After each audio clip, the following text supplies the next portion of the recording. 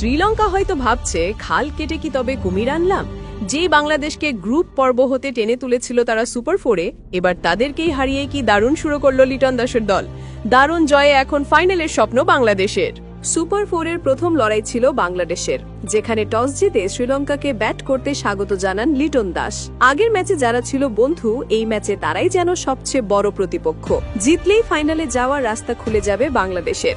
শুরুটা অবশ্য ভালো হয়নি বাংলাদেশের। প্রথম থেকেই আক্রমণাত্মক ছিল শ্রীলঙ্কার ওপেনাররা। প্রথম নিসাঙ্কা একের পর এক বাউন্ডারি হাঁকিয়ে যেন ভয় ধরিয়ে দিচ্ছিলেন বাংলাদেশের।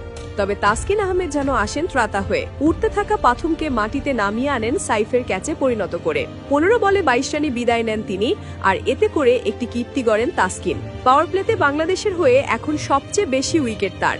37 উইকেট নিয়ে সবার উপরে থাকা সাকিবকে টপকে তার উইকেট এখন 38টি।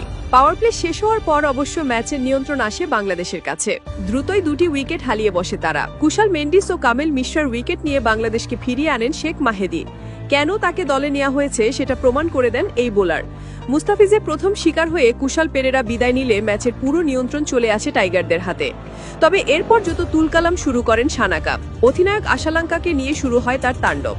একের পর এক 4-6 বল মাঠ ছাড়া করতে শুরু করেন তিনি। 12 বলে 21 রানে আশালঙ্কা বিদায় নিলেও শেষ পর্যন্ত সানাকাকে আর থামিয়ে রাখতে পারেনি বাংলাদেশ। তার তাণ্ডব শুধু হাফ সেঞ্চুরিতে থেমে থাকেনি। 37 বলে 64 রানে অপরাজিত ছিলেন তিনি। এদিকে দেশের হয়ে সবচেয়ে বেশি 3 উইকেট নেন মুস্তাফিজ, আর এতে করে তৈরি করেন এক নতুন রেকর্ড।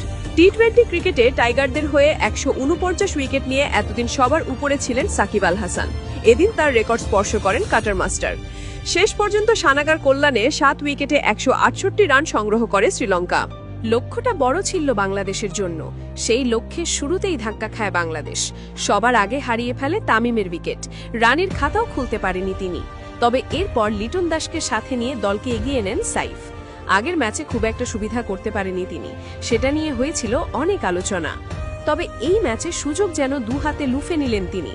তার মায়ের দেশ শ্রীলঙ্কা, আর সেই দেশের বিপক্ষেই কি দারুণ পারফর্ম করলেন ব্যাট হাতে। হাসারাঙ্গার বলে লিটন বিদায় নিলেও তিনি এগিয়ে যান দারুণভাবে, তুলে নেন অসাধারণ এক হাফ সেঞ্চুরি। এগিয়ে যাচ্ছিলেন এরপর আরো দূর, তবে দুর্ভাগ্য ছিলেন এই ওপেনার। 45 বলে 67 রানে হাসারাঙ্গার দ্বিতীয় শিকার হয়ে ফিরে যান তিনি। শুরু হতে বেশ ধীরে ব্যাট করছিলেন হৃদয়, তবে কামিন্দো মেন্ডিসের 1 ওভারই বদলে দেন দৃশ্যপট। 1 ওভারে তুলে নেন 16 রান।